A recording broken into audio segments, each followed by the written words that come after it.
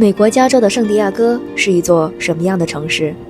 第一次来这里旅行，它给我留下了几个最深的印象：海军、历史、公园、海岸，4个角度勾勒出这座城市最鲜明的特点和气质。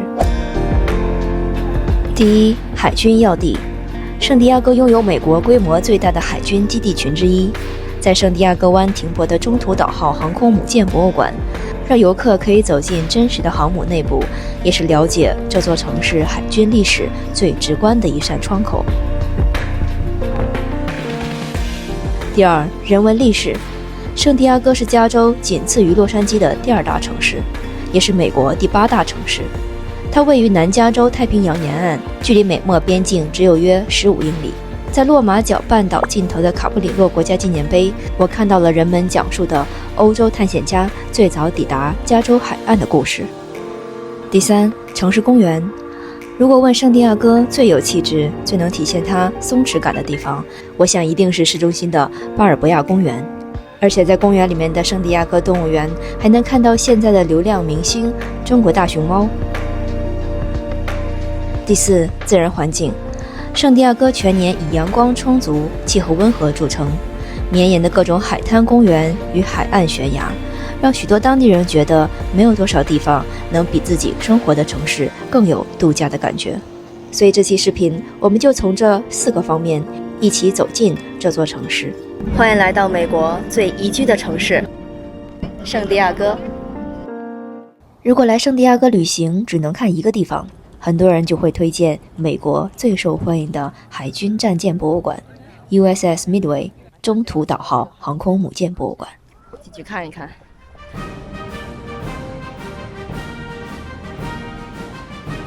在登上航母之前，大多数游客一定会被它码头前的一座巨大雕塑吸引，很多人习惯叫它胜利之吻。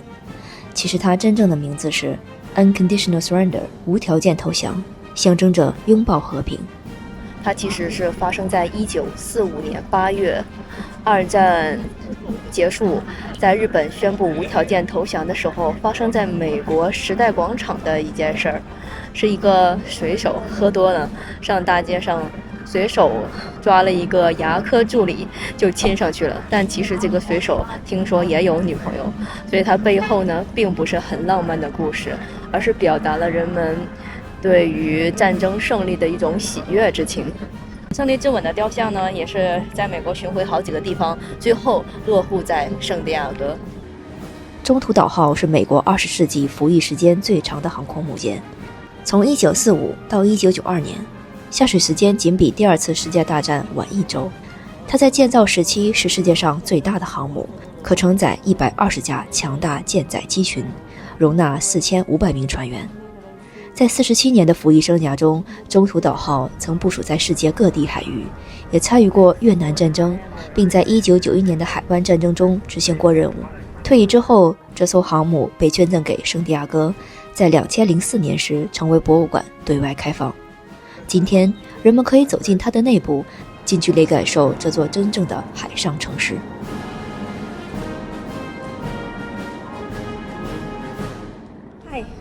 Can get one ticket? Yeah. 41. Thank you so much. Have a nice day. You too. 它这个现场买票的话是41美金一人，我以为要安检包了，结果也没安检。他看的我可能比较安全吧。OK， 那我现在就来到这个航空母舰上面了。Welcome aboard。哇，上来了。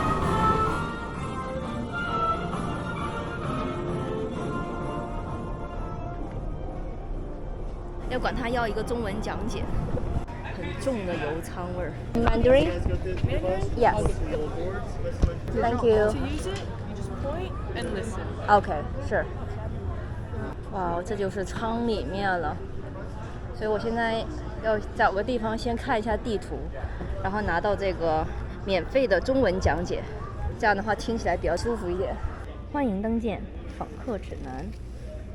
它是一共分成3层可以去，最上面这层是飞行甲板，室外的，然后第2层是主甲板，然后我们再下到下层甲板，有一些厨房、洗衣房、医务室、机舱的。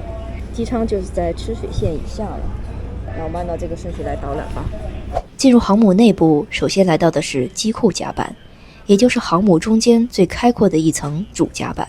天哪，我还以为这边有一个人在这儿呢，结果是个假人。这里曾是停放和维修舰载机的地方，如今陈列着多架不同年代的军用飞机，包括2战时期的老式飞机，搜救用的，还有飞行模拟器、展览和商店。我们现在来到了第一层 Flying Deck 飞行甲板层。离开机库甲板往上，就来到了整艘航母最引人注目的区域——飞行甲板。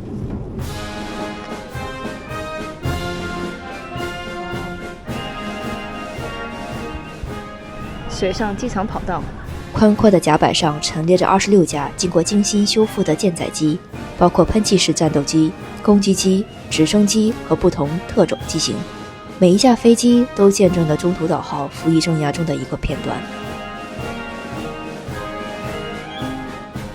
这是个巨大的飞行跑道，为了节省空间，所以大部分的飞机机翼都是可以折叠的。游客还可以走进驾驶舱，近距离感受那个属于海军航空兵的喷气时代。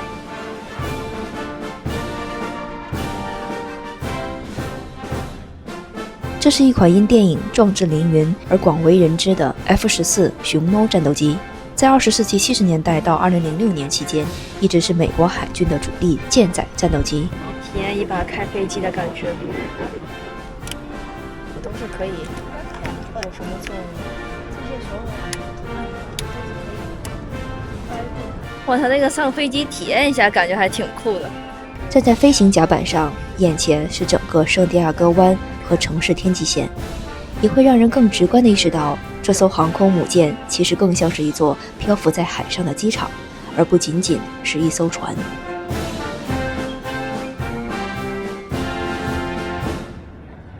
从飞行甲板往下走，可以参观到舰长和海军上将的生活和工作区域。这空间还是挺狭小的。Hello Captain， 上将的船舱。这里不仅是航母上条件最好的生活空间，也是整艘航母的指挥中心。Here's your targets that we want you to attack. I'm not going to tell you Navy how to do it. You tell us. So he would determine which one's got the cruise missiles. 这是降级雷达指挥中心，在这儿有很多雷达扫描仪。在1991年的海湾战争中，中途岛号作为海军航空兵的旗舰，许多关键性决策正是在这里完成的。在这里还可以看到当时非常复杂的无线电通讯中心。这个房间就是接收无线电的地方。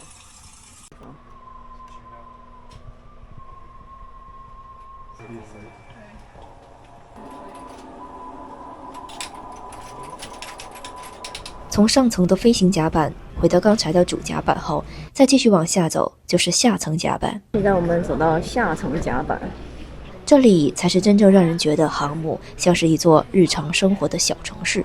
狭窄的通道、楼梯，各种舱室布局，每个功能空间和角落都承载着数千名舰员在这里数月或是数年的工作与生活。这是餐厅。就比如他们的厨房餐厅，每天都要准备超过13000份的餐食，运作供给4500人的流水伙食线。哇，你看这个锅有多大，还有这边烤箱。这个房间的餐厅是不分日夜都有食物提供的。他说士兵是可以免费吃的，但是军官每个月还要付35美元的饭钱。军官专用的自助餐厅。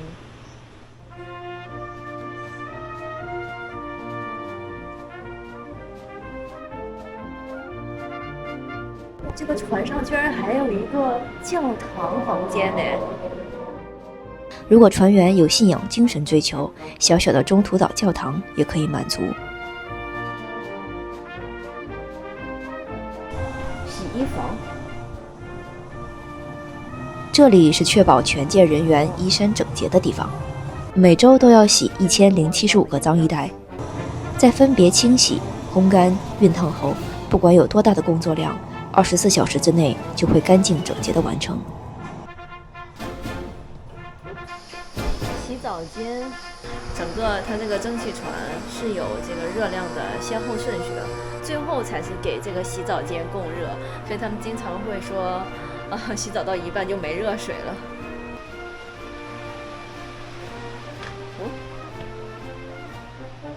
流水不争先，这是他们的寝室间。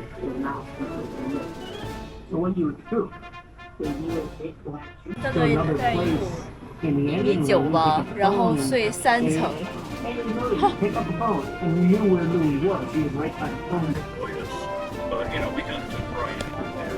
这空间也就70公分。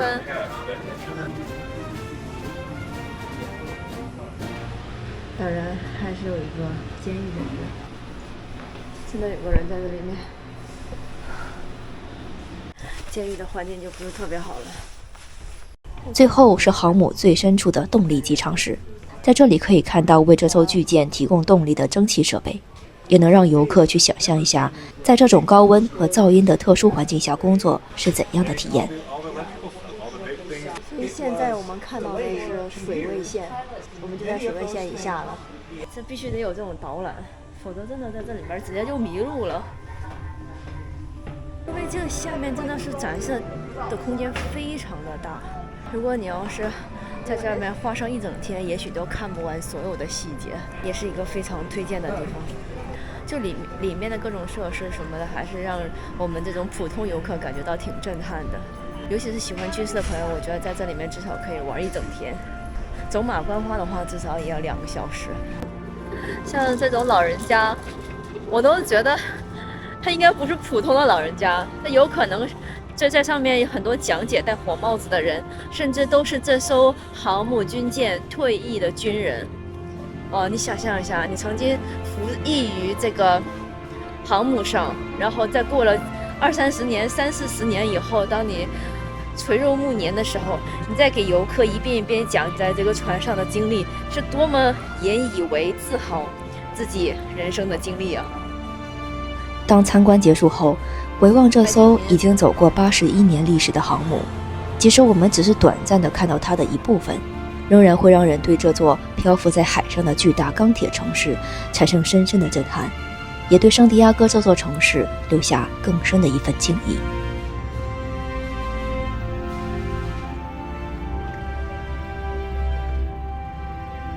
看完航母，我也好奇，为什么航母会停在圣地亚哥呢？如果我们从地图上观察，好像就能看出来原因。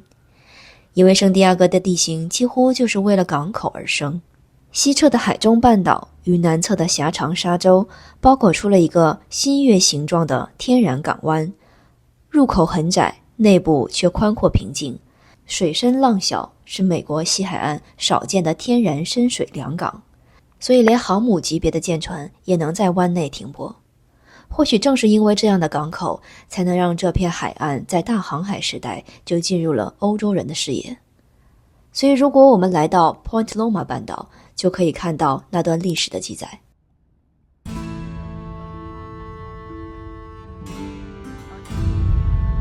果然圣地亚哥真的很不错。看着眼前这阴天下都尽显优美的海岸线，我想任何人来到这里，可能都会有一种想留下来的冲动。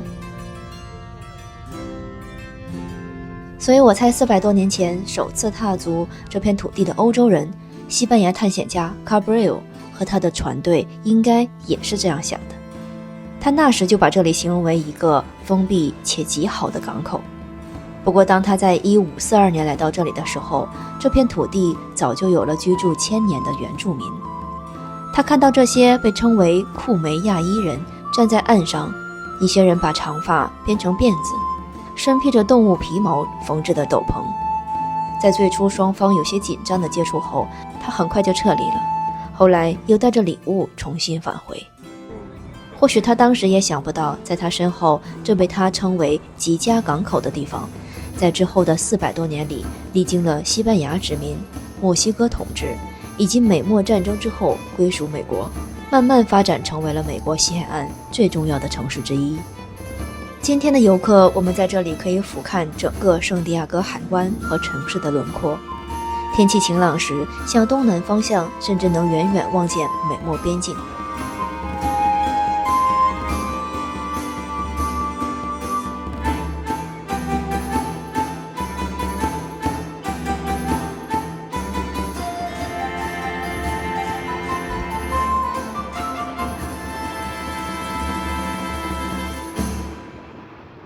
如果我们在每年的11月到3月之间前来，还可以走到西侧悬崖下的海岸，看低潮时露出的潮汐池，在海岸边放松惬意地走走，再回想人类对这片土地的争夺，好像不管经历了多少时代和不同的国界，这片海湾一直都是人们喜爱的地方。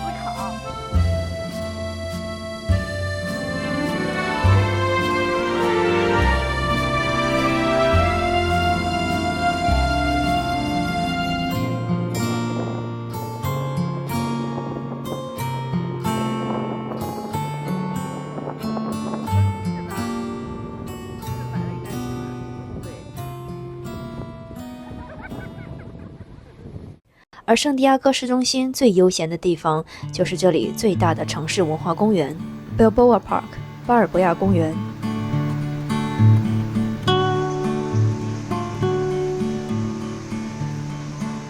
这里占地广阔，园内聚集了15座博物馆、各式花园、各类艺术及国际文化协会，以及最热门的圣地亚哥动物园。走进公园，我们的目光一定会被这些精致而华丽的建筑吸引。它们大多采用西班牙殖民复兴风格，是为了1915到1916年举办的巴拿马加利福尼亚博览会而兴建的。当时这种风格在美国还是非常的少见。建筑之间点缀着高高的棕榈树，再加上这里充足明亮的阳光，让整个公园呈现出一种非常典型的南加州情调。所以如果你要想体验圣地亚哥到底是什么样一个休闲的环境，它为什么是一个宜居的城市，来这个 Balboa Park 你就能知道了。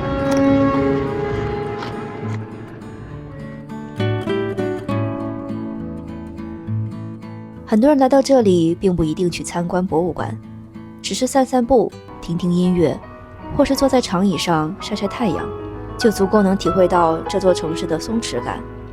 所以我一直觉得巴尔博亚公园应该是整个圣地亚哥最有气质的地方。这里就是韩剧继承者们的取景地了。오 죽이는데 5번은 좀 참아줘.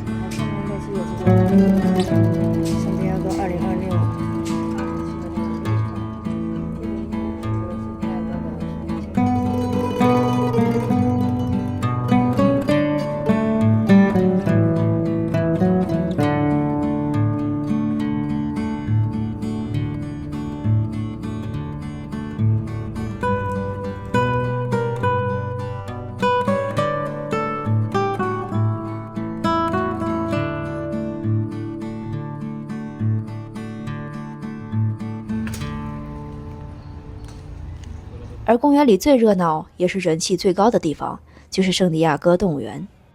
这是美国游客最多的动物园，每年有超过400万的访客，里面饲养着超过12000只动物，涵盖860多个物种。大家推荐的走法就是说，可以先坐这个缆车上到 North Frontier 这里，然后再走下来到 Asian 这个区域，可以看到大熊猫。或者是说你想要省力一些呢，就可以先去做这个 bus tour， 它会带你在整个园区里面先转一圈，你先知道每个动物在哪个地方，然后呢，你可以有目的的直接过去，而且这个 bus tour 也是在不会额外收钱。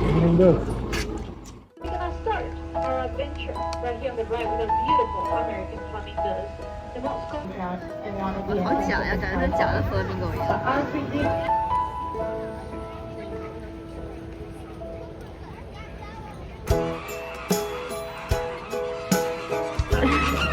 疯狂的火烈鸟。而这动物园的历史其实也与刚才提及的那场1915年博览会有关。当时展会结束后留下了一些动物，后来才逐渐发展成今天的动物园。如今它由圣地亚哥动物园野生动物联盟运营。除了市中心的这座动物园之外，他们还在城市北部运营着更接近自然栖息地的圣地亚哥野生动物园。它吐个舌头好像在这边，懒洋洋的。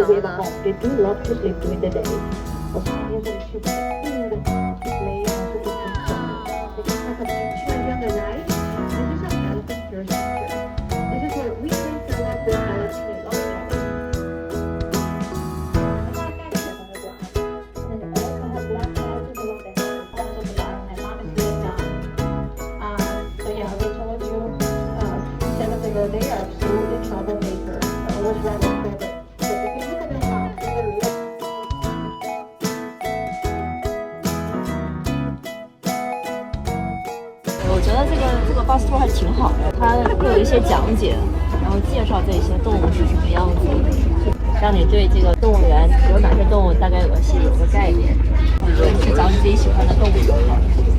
圣地亚哥动物园面积很大，如果时间有限，就只能挑自己最想看的动物。除了刚刚乘坐的导览巴士之外，还可以搭乘缆车，直接去公园的最深处。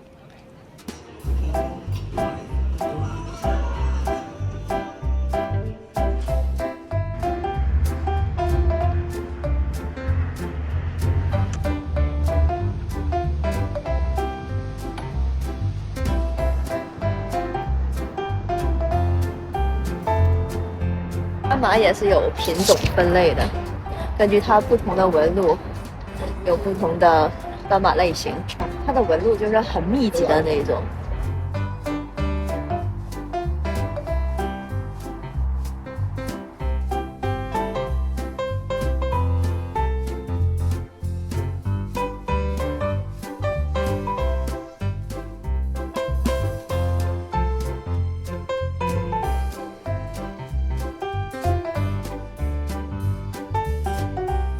我感觉上面那个豹子好焦躁啊，一直在那儿走来走去。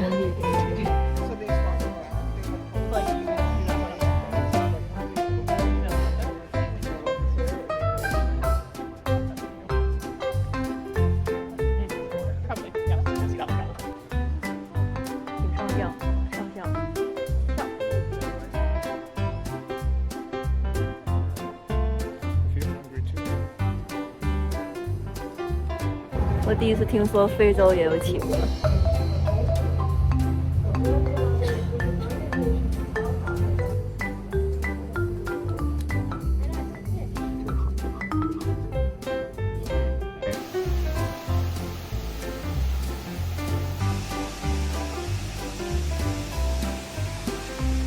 真的，居然是一只真鳄鱼，它没动，我觉得像假的一样。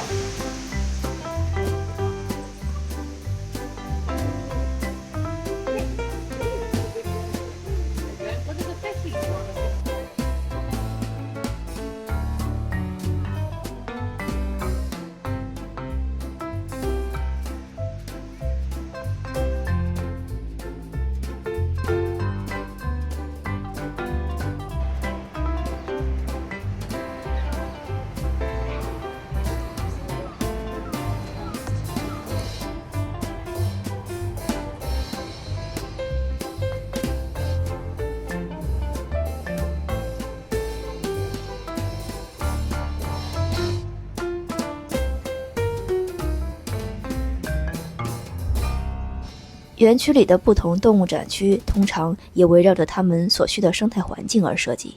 就比如为了大熊猫的食物来源，园内还专门种植了40多种竹子。没错，现在圣地亚哥动物园里就生活着2只来自中国的大熊猫。欢迎来到熊猫岭。它们是在2024年的6月作为中美大熊猫合作保护项目来到这里之后，就成为了这里最受欢迎的流量明星。这2个大熊猫，一个叫云川，一个叫新宝。人多的时候甚至需要预约排队才能进入熊猫馆。不过即便进入馆内，也不一定能看到它们。如果多一些耐心和运气，也许就能等到它们现身。我在国内都没有见过大熊猫，居然在美国圣地亚哥看到了大熊猫。云川今年5岁了，是一只性情温顺的雄性大熊猫。它的母亲叫白云，且来自四川，因此取名云川，也有云上川河的寓意。云川最有辨识度的是它那略显尖长的鼻尖。据护理专员说，云川平时很爱睡懒觉，下午总是要舒舒服服地睡上一大觉。醒来之后，它还会坐在那发呆一阵，才肯慢吞吞地起身活动。我想我算是比较幸运的，正好赶上它睡醒出来觅食的时候。云川和新宝他们2个居然分开生活，各自有各自的领地，是因为他们彼此经常打架。好像听说他们只有在 mating 的时候才会在一起，其他时候是分开生活，特别搞笑。2个都是超级有个性的大熊猫。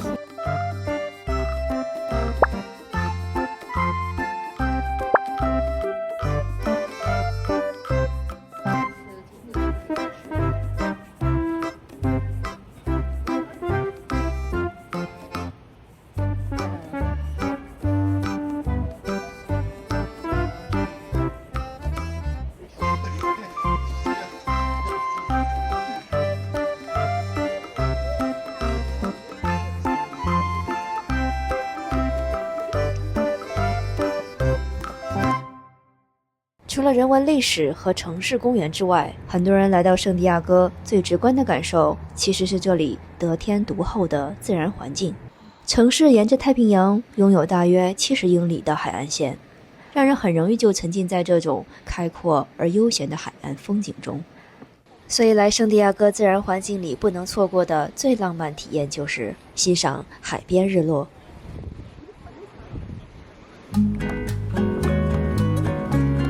这里有很多海滩可以选择，我来到的是 Sunset Cliffs。 这片就叫日落悬崖的地方，好像就是为了给人们看日落准备的。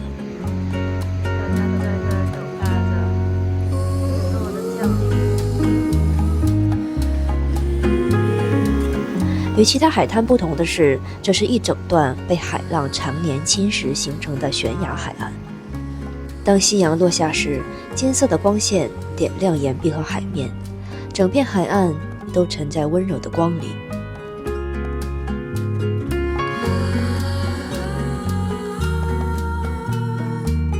如果用一场日落来结束圣地亚哥的旅行，相信我们就会明白为什么这里会被称为美国最宜居的城市。因为来圣地亚哥旅行好像并不需要太复杂的旅行攻略，军事、历史、公园、海岸就构成了我认识这座城市的4个维度。而这里最核心的旅行体验其实是一种度假般的悠闲，因为这种轻松的节奏本身就是圣地亚哥生活的一部分。